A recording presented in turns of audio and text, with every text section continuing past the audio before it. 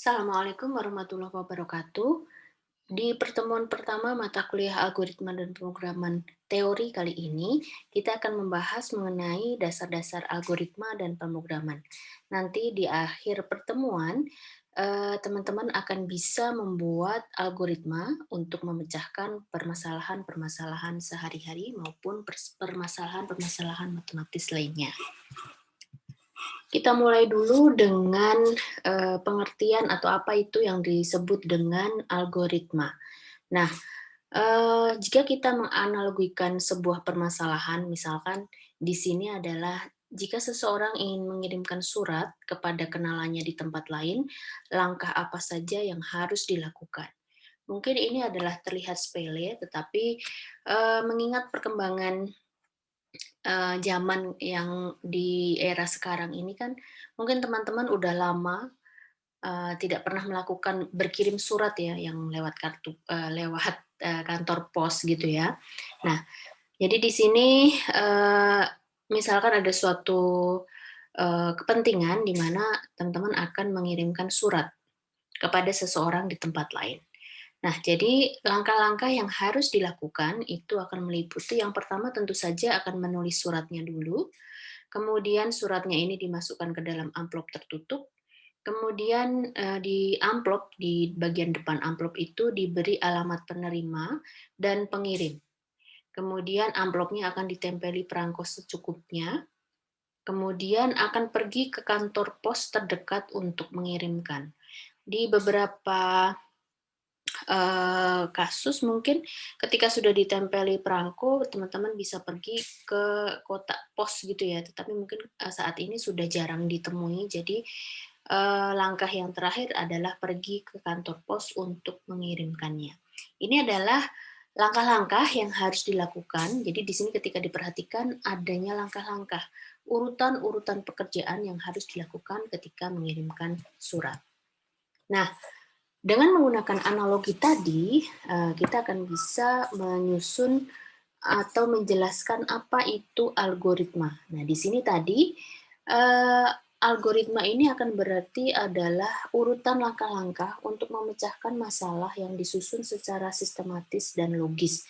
Jadi nanti tujuan dari, urutan langkah-langkah yang kita susun dan kita lakukan ini adalah untuk memecahkan masalah. Secara sistematis dan logis, berarti urutan-urutan tadi itu, disusun secara, berurutan gitu ya.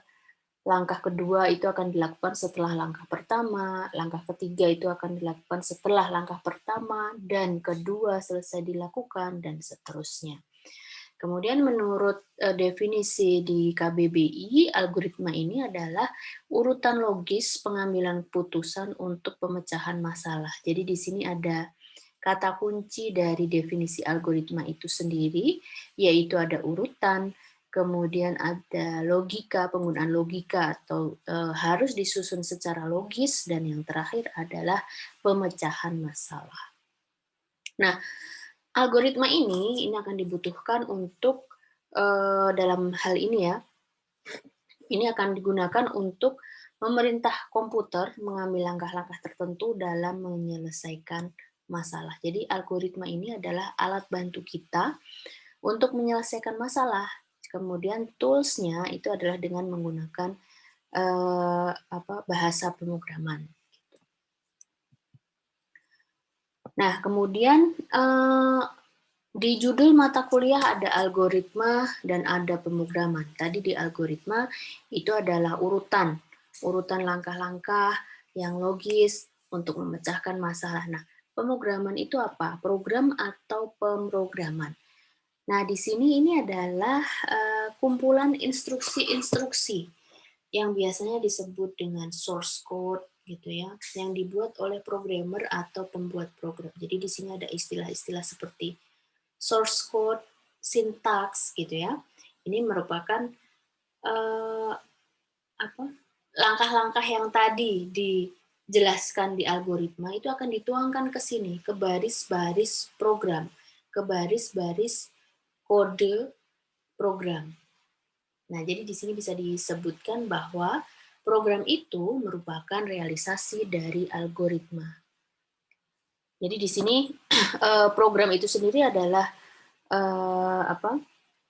terjemahan dari algoritma dengan menggunakan bahasa. Bahasa apa? Bahasa pemrograman tertentu. Di sini bahasa pemrograman ini bisa apa saja yang kebetulan pada mata kuliah ini nanti kita akan menggunakan bahasa pemrograman Pascal. Apakah ada yang lain bahasa pemrogramannya? Banyak. Ada C++, Java, C#, dan sebagainya. Jadi bahasa ini juga bisa tergantung selera gitu ya, atau dengan kemampuan. Jadi kebiasaannya pakai bahasa apa gitu ya, atau yang paling mudah pakai bahasa apa. Nah, kebetulan di mata kuliah kita kali ini bahasa pemrogramannya nanti adalah Pascal. Nah, ini mengapa harus algoritma gitu? Kenapa sih kita nggak, misalkan ada masalah, terus kita langsung gitu langsung melakukan pemecahannya? Kenapa harus dibuat algoritma? Gitu? Nah, ya di alasan yang pertama bahwa pembuatan atau penulisan algoritma ini tidak tergantung pada bahasa pemrograman manapun. Yang bisa kita terjemahkan bahwa nanti algoritma kita punya masalah dulu yang ingin dipecahkan gitu ya. Kemudian kita susun langkah-langkah pemecahan masalahnya dengan membuat algoritma. Nah, kemudian dalam menerjemahkan algoritma ini ke bahasa program, itu kita bisa menggunakan bahasa program apapun. Jadi bahasa pemrograman yang akan kita gunakan itu bisa berbagai macam. Alias algoritma yang kita buat ini baik tidaknya ini tidak tergantung dari bahasa pemrograman ini, alias mereka saling independen.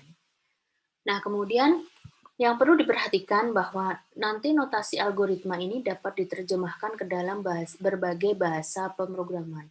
Karena di sini kita akan membuat suatu algoritma tadi, langkah-langkah tadi itu yang bisa dituliskan ke dalam bahasa pemrograman apapun. Nah, kemudian untuk menjadi patokan, ini ada di poin ketiga bahwa apapun bahasa pemrograman yang digunakan, output yang akan dikeluarkan juga sama. Kenapa? Karena algoritmanya sama. Kalau misalkan nanti outputnya tidak sama, itu berarti merupakan indikasi apa? Berarti ada kesalahan. Kesalahannya bisa di dua tempat. Yang pertama ada di algoritmanya, berarti ada algoritma yang kita buat itu tidak robust gitu ya. Hasilnya tidak konsisten gitu. Kemudian bisa juga di penulisan bahasa pemrograman. Jadi pada saat translasi dari algoritma ke bahasa pemrograman ada kesalahan di situ. Nah, jadi di sini apapun bahasa pemrogramannya, outputnya harus sama. Misalkan kita sedang membuat algoritma untuk penjumlahan gitu ya. Nanti di algoritmanya itu misalkan 2 tambah 2 sama dengan 4. Nanti ketika dituliskan dengan bahasa Pascal ya 2 plus 2 hasilnya harus 4 gitu. Atau menggunakan bahasa Java misalkan 2 plus 2 ya sama dengan 4, sama. Kemudian dalam membuat algoritma, ini memiliki beberapa syarat supaya algoritmanya ini baik-baik dalam artian algoritma yang dibuat itu bisa untuk memecahkan masalah tadi. Yang pertama adalah tingkat kepercayaannya tinggi atau reliability-nya tinggi. Hasil yang diperoleh dari proses harus berakurasi tinggi dan benar. Jadi akurat itu, hasil penghitungannya benar, gitu ya. Kemudian pemrosesannya efisien, ini biasanya dikaitkan dengan waktu gitu ya. Kalau misalkan tapi mungkin kalau yang di pemrosesan yang efisien ini biasanya untuk yang teman-teman akan mulai dalam proses belajar gitu ya, di proses belajar membuat program mungkin belum terlalu terlihat gitu ya. Tapi kalau nanti program yang kita buat itu sudah berskala besar, ada kemungkinan bahwa setiap kali melakukan running programnya itu kita jalankan, itu akan membutuhkan waktu untuk menghasilkan output. Nah, waktu yang diperlukan untuk mengeluarkan hasil itu harus seefisien mungkin, secepat mungkin. Kemudian sifatnya general. Jadi algoritma yang baik itu bukan sesuatu yang hanya untuk menyelesaikan satu kasus saja, tetapi bisa juga untuk kasus lain yang lebih general. Kemudian bisa dikembangkan. Jadi tadi dia sifat pengerjaannya itu sudah bisa, algoritmanya itu bisa menawarkan, misalkan ini tentang penghitungan ya, penghitungannya itu bisa dikembangkan. Jadi bisa istilahnya kalau misalkan ada kebutuhan-kebutuhan di masa mendatang, itu bisa dikembangkan, expandable, diperluas gitu ya. Kemudian mudah dimengerti. Jadi kalau kalian menuliskan langkah-langkah tadi, contoh tadi di analogi tadi kan, langkah pertama menulis surat, langkah kedua menuliskan alamat di amplop, itu kan instruksinya jelas gitu, terbayangkan gitu. Nah, di sini adalah mudah dimengerti oleh siapa? Yang melihat, yang membaca algoritma yang kalian buat itu akan mengerti. Kalau misalkan dia susah dimengerti, resikonya seperti apa? Di masa mendatang apabila ada kebutuhan untuk pengembangan di poin sebelumnya tadi, yang ini, nah nanti kalau misalkan algoritmanya ini susah untuk dimengerti, itu akan menjadi susah di-maintenance, susah dikelola. Karena yang bisa kan berarti hanya yang buat. Padahal nanti misalkan akan dialihkan, misalkan yang buat ini mau pindah tempat kerja gitu ya. Kemudian kalau dia membuat algoritma yang hanya bisa dia mengerti, itu kan berarti algoritma yang dibuat itu akan menempel ke dia kan. Itu. Jadi ini penting untuk membuat algoritma yang jelas sehingga ketika didokumentasikan, yang membaca itu tahu, oh ini di baris ini dia akan menghitung perkalian, di baris berikutnya akan menghitung penjumlahan, dan seterusnya. Kemudian portabilitas yang tinggi, bisa dengan mudah diimplementasikan di berbagai platform komputer. Ini juga termasuk bisa diaplikasikan bahasanya itu, bahasa yang dituliskan di algoritma itu mudah diaplikasikan ke bahasa pemrograman yang bermacam-macam tadi ya. Kemudian precise, tepat, betul, dan teliti. Jadi hasilnya itu tepat. 2 tambah 2 ya 4. Kan bilangan bulat gitu ya, 4.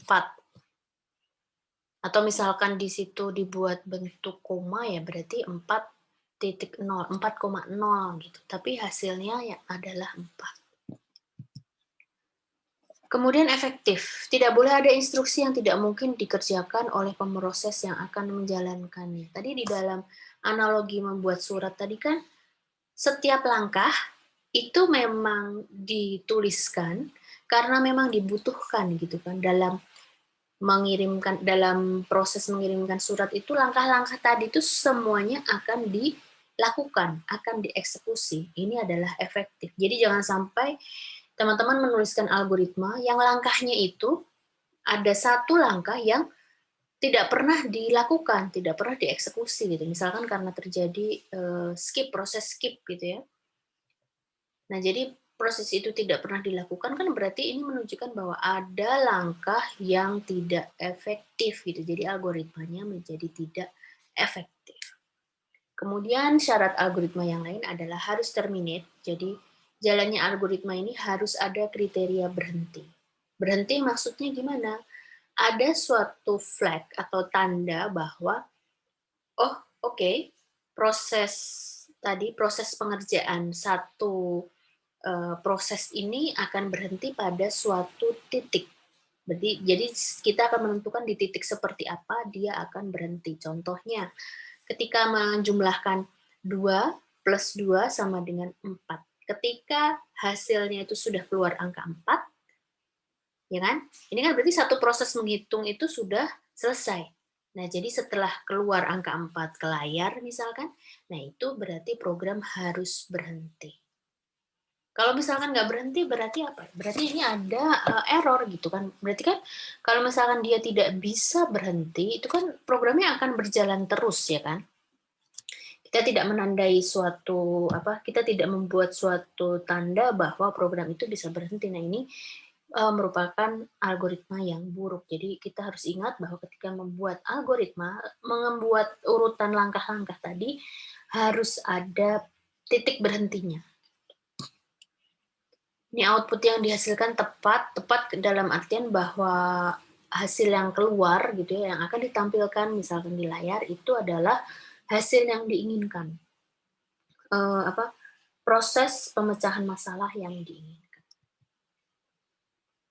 Nah, kemudian bagaimana langkah-langkah pembuatan program? Yang pertama adalah mendefinisikan masalah. Jadi di dalam tadi kan pada saat membuat algoritma, ya kan, tujuannya adalah untuk memecahkan masalah. Berarti otomatis di depan, di bagian awal sebelum kita membuat algoritma, sebelum kita membuat program, ini adalah ada masalah dulu. Kalau nggak ada masalah berarti apa? Cari masalah, gitu ya. Nah, masalah-masalah di sini ini yang harus kita definisikan karena kan tidak semua masalah itu akan bisa kita buat dalam satu algoritma atau satu program gitu ya. Tetap harus kita buat spesifikasinya. Yang pertama adalah kondisi awal, input yang tersedia, input yang harus ada untuk menyelesaikan masalah itu apa saja. Kemudian kondisi akhir yaitu output yang diinginkan.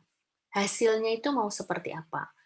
Kemudian data lain yang tersedia, kita perlu variabel-variabel lain tidak, gitu ya. Misalkan menghitung lingkaran, berarti nanti input untuk menghitung lingkaran itu kan yang diketahui, yang harus diketahui itu datanya apa saja. Misalkan lingkaran jari-jari gitu ya. Kemudian menghitung luas lingkaran, berarti nanti output yang diharapkan ya dia akan menghasilkan angka yang merupakan luas lingkaran. Kemudian data lain, dalam menghitung luas lingkaran itu kan ada formulasi gitu ya. Terus ada angka pi 3,14. Nah, ini merupakan data lain. Kemudian operator yang tersedia, itu kan ada proses perkalian gitu ya. Operasi perkalian. Ini menggunakan operator-operator yang tersedia. Kemudian syarat atau kendala yang harus dipenuhi. Misalkan apa? Kalau menghitung lingkaran itu kan ada kemungkinan karena dia menggunakan pi yang 3,14 atau 22/7, hasilnya itu adalah angka yang angka desimal gitu ya, bukan bilangan bulat. Nah, jadi nanti sebagai syarat berarti nanti di output itu untuk menghasilkan hasil angka yang precise, berarti kita akan mengeset angkanya itu adalah angka-angka yang angka pecahan atau desimal, bukan angka bilangan bulat. Supaya terlihat presisi, kalau dibulatkan kan itu dia akan dibulatkan menurut kaidah-kaidah pembulatan itu kan berarti bukan angka penghitungan yang sebenarnya ya kan. Dia akan keluar sebagai hasil pembulatan. Ini adalah syarat atau kendala yang harus dipenuhi.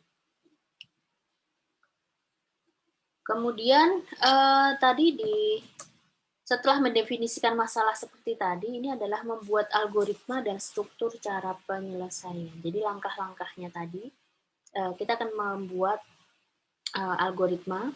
Jika masalahnya kompleks, maka dibagi ke dalam modul-modul. Di dalam modul-modul ini berarti bahwa kita akan membagi masalah itu menjadi bagian-bagian yang lebih kecil, yang lebih sederhana, sehingga akan mudah dikerjakan. Kemudian menulis program. Setelah ada masalah, didefinisikan kondisi-kondisinya tadi, membuat algoritmanya, kemudian baru menulis program. Nah, di sini pilihlah bahasa yang mudah dipelajari, mudah digunakan, dan lebih baik lagi jika sudah dikuasai. Nah, di sini kan teman-teman baru belajar ya, asumsinya bahwa teman-teman baru mengenal gitu ya, baru mengenal bahasa pemrograman Pascal, walaupun mungkin sudah ada yang menggunakan bahasa Pascal atau menggunakan bahasa pemrograman yang lain, tetapi di sini memang akan lebih mudah jika menulis bahasa program yang sudah dikenal gitu. Jadi kan sudah tahu kebiasaan dalam menulis bahasa program. Tapi misalkan tidak, ini adalah tujuan dari mata kuliah ini gitu, bahwa teman-teman akan belajar pada saat yang bersamaan memecahkan masalah, kemudian belajar bahasa programnya untuk memecahkan masalah tadi. Kemudian di langkah berikutnya adalah mencari kesalahan. Ini kan sesuatu yang apa ya? Yang mungkin mudah atau enggak? Mencari kesalahan, kalau yang di kehidupan sehari-hari mungkin mencari kesalahan atau melihat kesalahan orang lain, itu akan lebih mudah daripada melihat kesalahan sendiri. Mungkin kesulitannya di sini, bahwa yang kita cari itu adalah kesalahan kita sendiri dalam menuliskan program tadi.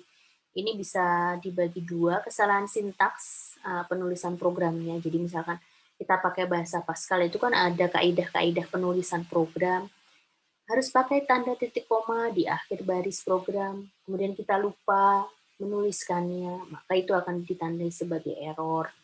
Kemudian di kesalahan jenis lain adalah kesalahan pelaksanaan, misalkan semantik, logika, dan ketelitian. Kita menuliskan formulasinya salah, misalkan di tahapan algoritma ada rumus, misalkan C sama dengan A plus B, tapi alih-alih plus kita menuliskan minus. Itu kan berarti ada kesalahan. Nah, yang ini yang harus kita cari.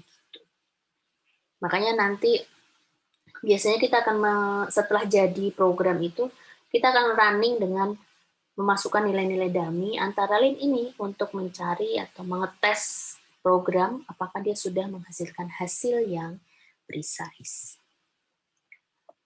Kemudian di langkah pembuatan program yang lain adalah uji dan verifikasi program. Ini tadi yang mengetes program, diisi dengan berbagai macam inputan, apakah dia konsisten atau tidak, atau jangan-jangan hasilnya akan benar untuk angka-angka di bawah 1 juta misalkan. Ini kita sedang membuat formulasi penghitungan misalkan ya.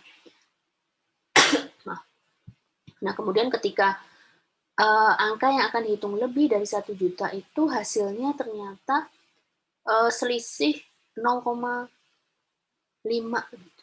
Ada selisihnya. Nah, ini kan berarti ada suatu kondisi yang menyebabkan hasil penghitungan yang atau proses yang kita buat itu menjadi tidak benar, dan itu yang akan kita verifikasi gitu, akan kita cek.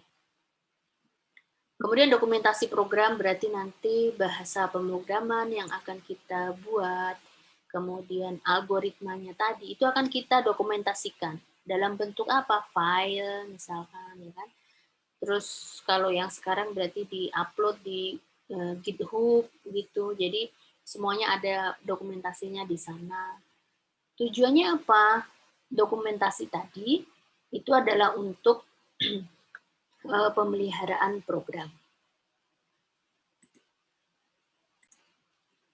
Nah, di pemeliharaan program ini yang tadi saya ilustrasikan bahwa ketika si pembuat program itu pindah gitu ya, atau dia harus mendelegasikan pekerjaan itu ke orang lain cukup melihat dokumentasinya saja. Kemudian ada request untuk pengembangan. Nah, jadi nanti dengan melihat dokumentasi yang lengkap, jadi di sini harus lengkap, ada algoritma, ada bahasa pemrograman, di dalam sintaksnya, di dalam source code-nya itu dilengkapi dengan comments misalkan, baris-baris program yang menjelaskan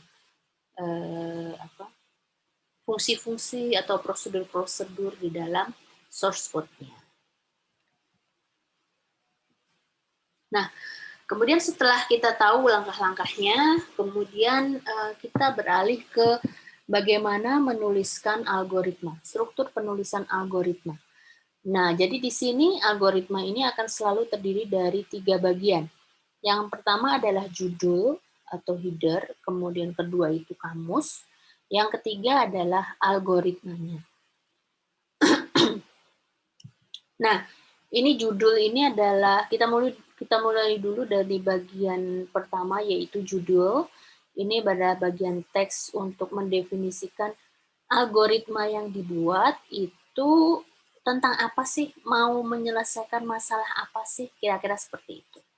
Nah, jadi di sini ada judulnya gitu ya. Contoh di sini program luas kubus, ini adalah judulnya, kemudian bisa kita tambahkan definisinya. yang akan dilakukan, ini kan namanya ya, nama algoritma.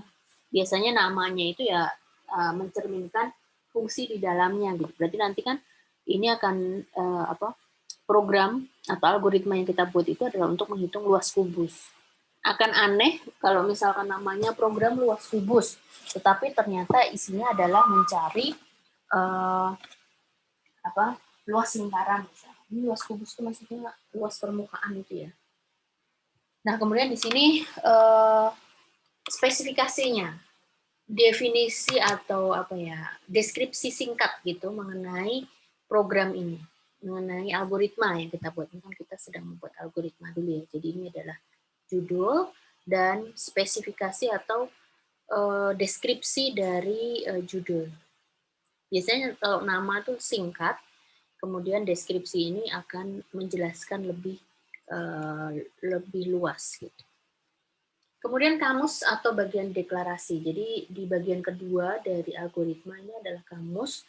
Ini adalah untuk mendefinisikan berbagai macam hal. Ada nama tipe data, kemudian tipe data itu tadi misalkan apakah angka yang mau kita hitung itu outputnya itu apakah angka bulat atau desimal, kemudian input misalkan tadi program luas kubus kan kita butuh data sisi gitu ya. Nah, sisi angka yang akan kita tangkap di variabel sisi ini apakah angkanya itu bulat atau boleh pecahan atau boleh desimal. Ini akan menentukan tipe data, konstanta. Kalau di luas lingkaran itu misalkan pi tadi ada konstanta ya. Variabel kalau di kamus di algoritma luas kubus tadi ya berarti sisi yang isinya itu bisa berubah-ubah itu adalah variabel. Kemudian nama fungsi ini adalah lebih ke formulasinya gitu ya. Fungsi untuk menghitung luas kubus, nama prosedur. Nanti kita akan bicara lebih detail mengenai fungsi dan prosedur ini. Nah, ini adalah contoh, ini tadi ya, contoh bagian kedua kamus ini. Tipe data, konstanta. Jadi yang di dalam tanda kurung, kurawal ini adalah deskripsi atau spesifikasi. Kemudian kalau yang ini adalah namanya, ini adalah yang harus didefinisikan. Jadi kayak kamus itu adalah semacam rak display buku gitu ya. Jadi yang akan diperlukan bahan-bahan yang akan diperlukan untuk memasak itu apa saja. Nah, ini akan diletakkan di dalam kamus ini. Kemudian di algoritma, ini adalah bagian inti dari algoritma yang akan kita buat. Jadi dari header, tadi judul, terus kamus. Nah, ini ada intinya, bagian intinya, isinya. Nah, jadi di dalam algoritma ini adalah instruksi atau pemanggilan aksi yang telah didefinisikan. Jadi ini adalah prosesnya gitu ya. Kalau luas kubus tadi ya berarti proses mulai dari awal, input CD, memasukkan bilangan, memasukkan angka yang merupakan panjang sisi, kemudian kita hitung pakai rumus luas kubus, terus kita keluarkan hasilnya sampai dengan output. Nah, ini adalah yang kita tuliskan di bagian inti dari algoritma. Nah, pada saat kita menuliskan algoritma atau menuliskan di bagian inti algoritma ini, itu bagaimana caranya? Atau menggunakan bahasa yang seperti apa? Nah, ini ada 3 bentuk penyajian. Yang pertama adalah algoritma dengan struktur bahasa Indonesia, kemudian dengan pseudocode atau kode semu gitu ya, pseudo, atau dengan flowchart.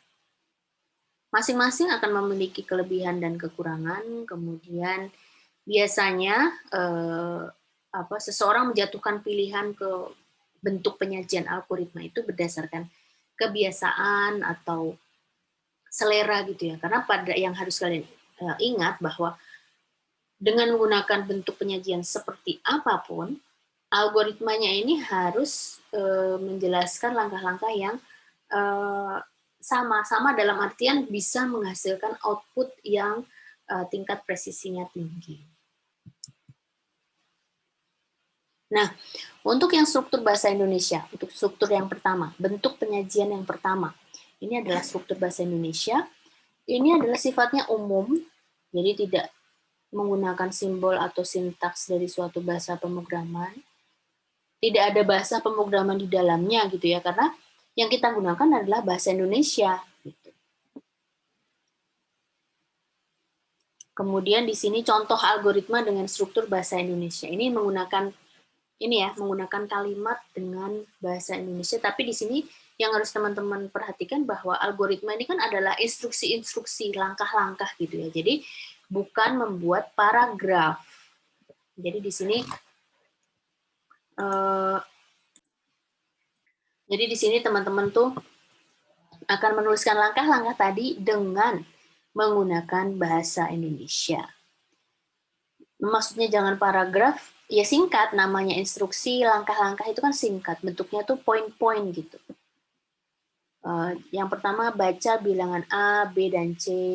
Berarti di sini ada proses untuk memasukkan bilangan. Ada berapa bilangan? Ada 3, A, B, dan C. Kemudian jumlahkan ketiga bilangan tersebut. Kemudian bagi jumlah bilangan tersebut dengan 3. Bagi jumlah tersebut, berarti hasil dari nomor 2 ini akan dibagi 3. Kemudian tulis hasilnya. Mudah bukan? Ini kayak acara memasak. Mudah bukan? Ini adalah dengan menggunakan bahasa Indonesia. Yang berarti bahwa apa? Bahwa algoritma yang kita tulis itu dia kan nggak menggunakan istilah atau struktur-struktur bahasa yang dipakai di bahasa pemrograman. Kita nggak sampai ke sana. Pakai bahasa Indonesia yang biasa kita pakai sehari-hari. Nah, kemudian untuk yang dibentuk yang kedua itu adalah pseudocode. Jadi dengan namanya pseudocode, kalau teman-teman masih ingat di biologi, yang binatang berkaki semu, pseudopoda, itu bukan. Nah, ini di sini kita pakai pseudocode. Jadi semu, kode semu gitu ya, namanya semu ya berarti mirip-mirip lah gitu ya. Jadi di sini mirip apa? Mirip bahasa pemrograman, mirip kode pemrograman yang sebenarnya. Kemudian pseudocode lebih rinci, yang maksudnya di sini adalah bahwa dengan menggunakan pseudocode ini, langkah-langkah tadi yang kita tuliskan itu akan lebih rinci dari struktur bahasa Indonesia atau bahasa Inggris. Oh ya, sebagai tambahan, ini kalau misalkan teman-teman lebih nyaman pakai bahasa Inggris, algoritma dengan struktur bahasa Indonesia ini juga bisa dituliskan ke dalam struktur bahasa Inggris. Jadi bahasa Indonesia atau bahasa Inggris sama aja. Tapi prinsipnya sama. Jadi di sini kita tidak menggunakan bahasa-bahasa pemrograman tertentu. Sedangkan yang di pseudocode ini kita sudah menggunakan mix gitu ya, menggunakan kode-kode yang mirip dengan kode pemrograman sebenarnya. Contoh, input A, B, C, jumlah.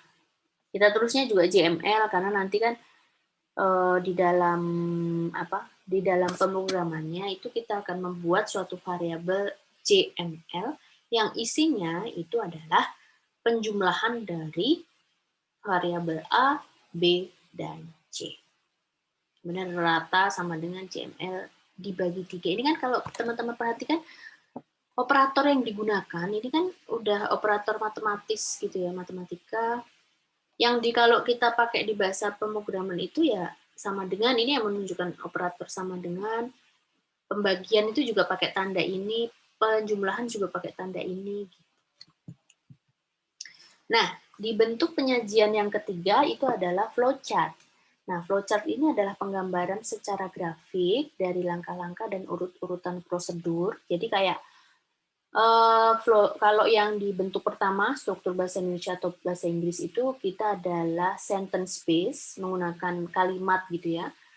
Instruksinya dalam bentuk kalimat. Nah, di flowchart itu kita akan menggunakan visual, secara visual, menggunakan gambar. Simbol-simbol gitu ya.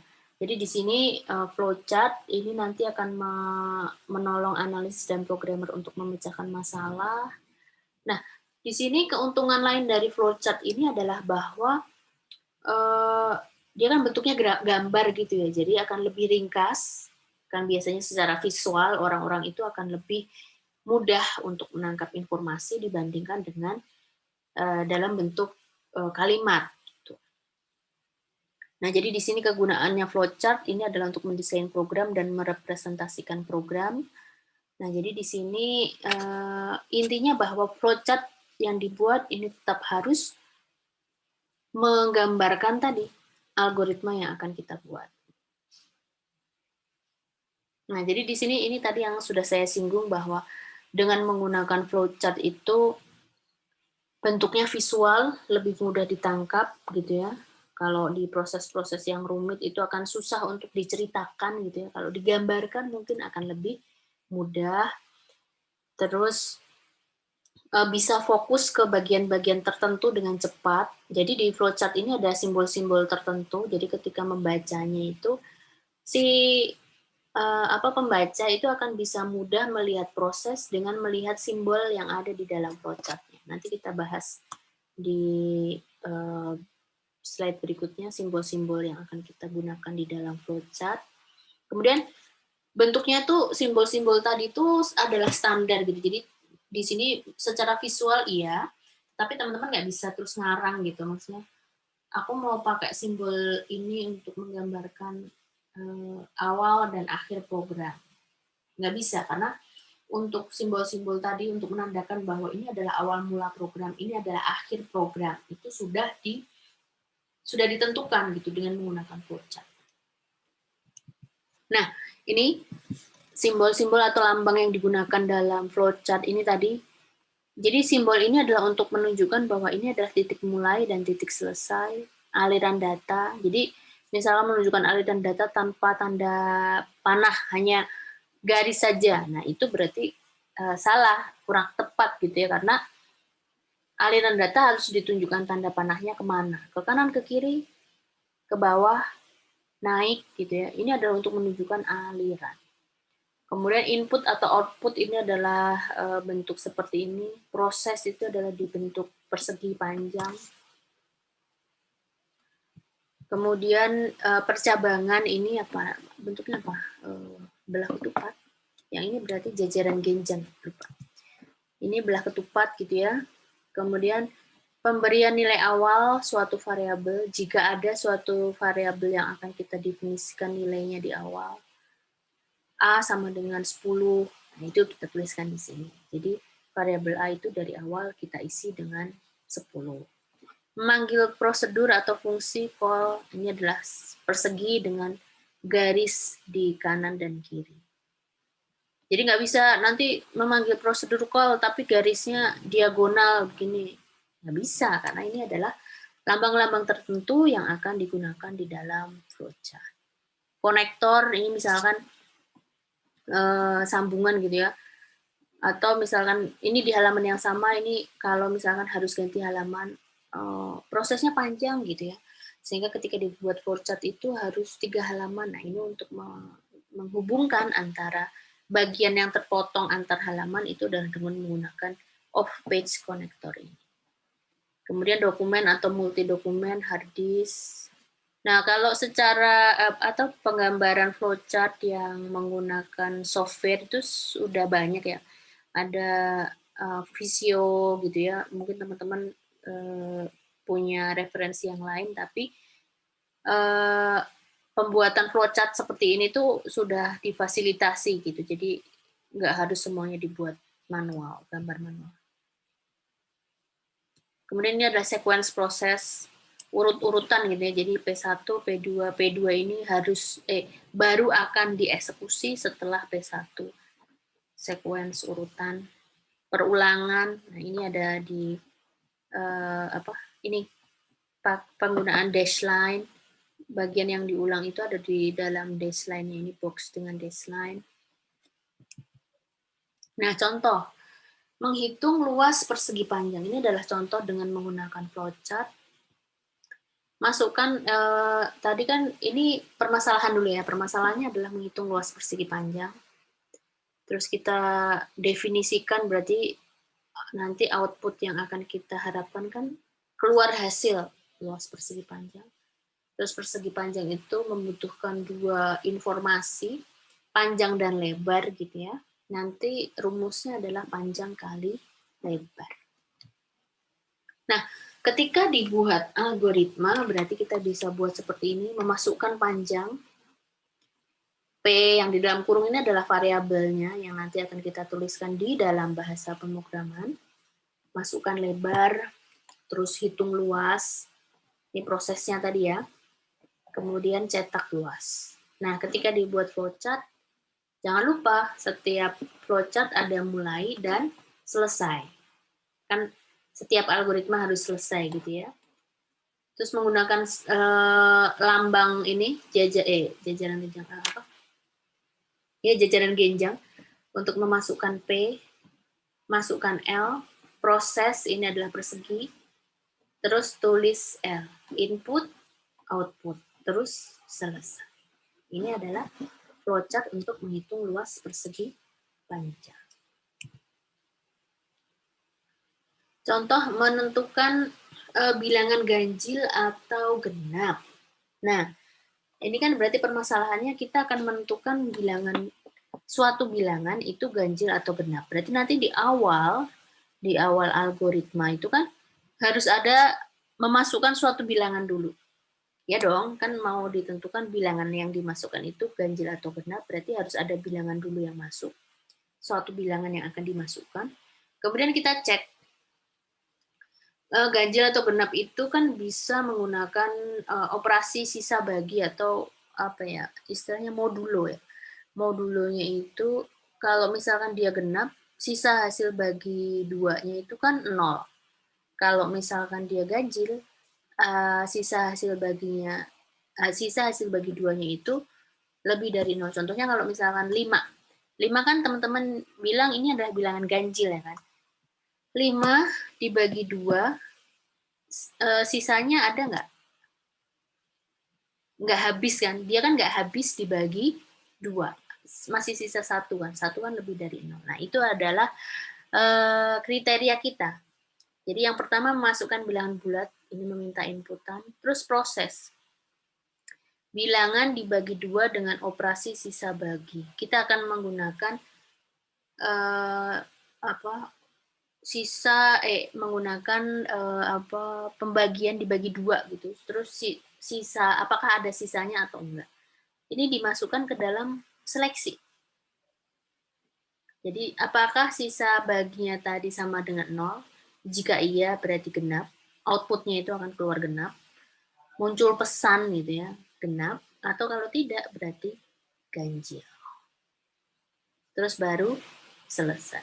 Perhatikan bahwa di setiap langkah, setiap lambang itu dihubungkan dengan penghubung, garis penghubung untuk menunjukkan aliran dari langkah-langkahnya tadi. Kemudian diawali dari mulai dan selesai. Untuk seleksi pemilihan berarti harus dituliskan ini kondisinya ya, tidak, gitu ya. Jadi setiap percabangan itu diketahui hasilnya.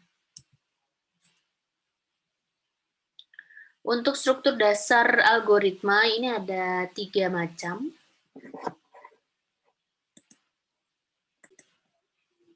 Yang pertama adalah struktur runtunan, sequence, kemudian pemilihan, kemudian pengulangan.